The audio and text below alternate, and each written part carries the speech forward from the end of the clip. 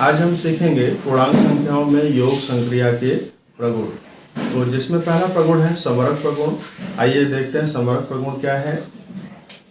यदि हम दो पूर्णांक संख्याओं -2 + +5 = +3, तो आपने देखा यह भी एक पूर्णांक संख्या है, यह भी एक पूर्णांक संख्या है और जो उनका योगफल प्राप्त होता है वह भी एक पूर्णांक संख्या है। इसी को हम ऋणात्मक संख्याओं में भी ले सकते हैं। -3 + -3 = -6। तो आपने देखा कि -3 एक पूर्णांक संख्या थी और दो बार -3 को जोड़ने पर क्या प्राप्त हुआ, -6।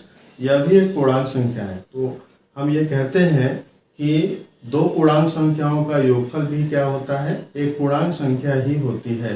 अतः पूर्णांक संख्याओं में योग संक्रिया समरक नियम का पालन करती है। बच्चों, दूसरा जो प्रगुण है वह है क्रम विनिमय प्रगुण। अर्थात हम दो पूर्णांक संख्याओं के योगफल में यदि क्रम परिवर्तित कर दें तो क्रम परिवर्तन के पश्चात भी योगफल अपरिवर्तित रहता है। आइए हम इसे एक उदाहरण के द्वारा समझें। यदि हम दो पूर्णांक संख्याएं लेते हैं और इनका योगफल ज्ञात करते हैं, -2 + +5 = +3, और अगर इनका क्रम परिवर्तित करके लिखें 5 + -2, तो भी आपको योगफल 3 प्राप्त होता है।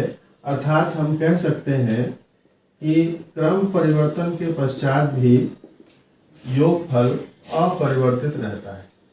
तो यही आपका क्रम विनिमय नियम है कि यदि दो पूर्णांक संख्याओं को हम जोड़ते हैं और योग के क्रम में उनके क्रम को परिवर्तित कर दें तो भी योगफल अपरिवर्तित रहता है। योग की संक्रिया में तीसरा प्रगुण है साहचर्य प्रगुण। तो साहचर्य प्रगुण जैसा कि आप पहले भी जान चुके हैं कि साहचर्य प्रगुण क्या होता है। यदि तीन पूर्णांक संख्याओं में हम दो संख्याओं का समूह बनाते हैं और उनके क्रम को परिवर्तित करने के पश्चात भी यदि योगफल अपरिवर्तित रहता है तो हम कहते हैं कि योग संक्रिया में साहचर्य प्रगुण का पालन होता है। आइए हम इसे उदाहरण के द्वारा देखते हैं कि यदि हमने तीन संख्याएं ली, हमने देखा कि हमने तीन पूर्णांक संख्याएं ली 2, -3 और 5, और उनके क्रम को बारी बारी से हमने परिवर्तित किया और दो संख्याओं के समूह बनाए, तो भी इनके योगफल में कोई परिवर्तन नहीं प्राप्त हुआ।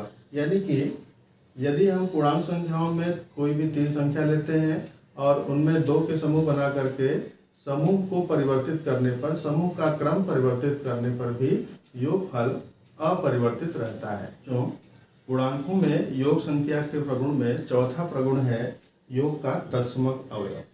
तो योग की क्रिया में तत्समक अवयव शून्य होता है।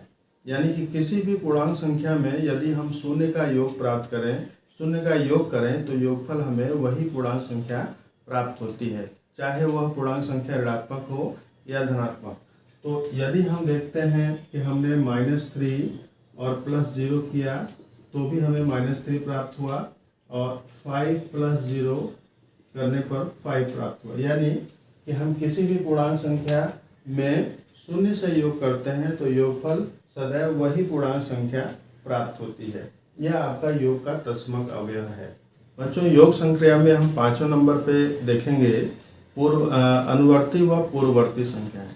तो अनुवर्ती पूर्णांकों में अनुवर्ती और पूर्ववर्ती सदैव प्राप्त होंगी। जैसा कि आपने प्राकृतिक संख्याओं के समूह में देखा था कि प्राकृतिक संख्याओं में 1 का पूर्ववर्ती कोई भी संख्या नहीं होती, क्योंकि 1 का पूर्ववर्ती क्या होता है, शून्य होता है, और शून्य हमें प्राकृतिक संख्याओं के समूह में नहीं प्राप्त होता है। लेकिन पूर्णांक संख्याओं में प्रत्येक संख्या का पूर्ववर्ती एक घटाने पर और उत्तरवर्ती एक जोड़ने पर प्राप्त हो जाता है। आइए देखते हैं। -2 का पूर्ववर्ती, -2 का पूर्ववर्ती संख्या क्या होगी, -2, और इसमें हम क्या करेंगे, पूर्ववर्ती के लिए एक घटाते हैं तो माइनस करेंगे, 2 - 1 = -3। -2 में से हमने क्या किया, एक कम किया, एक पीछे गए तो -3। यानी -2 का पूर्ववर्ती क्या हो गया, -3। शून्य का पूर्ववर्ती, 0 का पूर्ववर्ती क्या होगा, 0 - 1 = -1।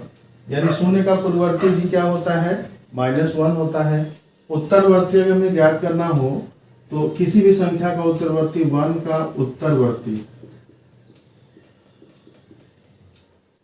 1 की उत्तरवर्ती संख्या हम क्या करेंगे, +1 करके करेंगे। तो 1 + 1 = 2, यानी 1 की उत्तरवर्ती संख्या क्या है, 2 है।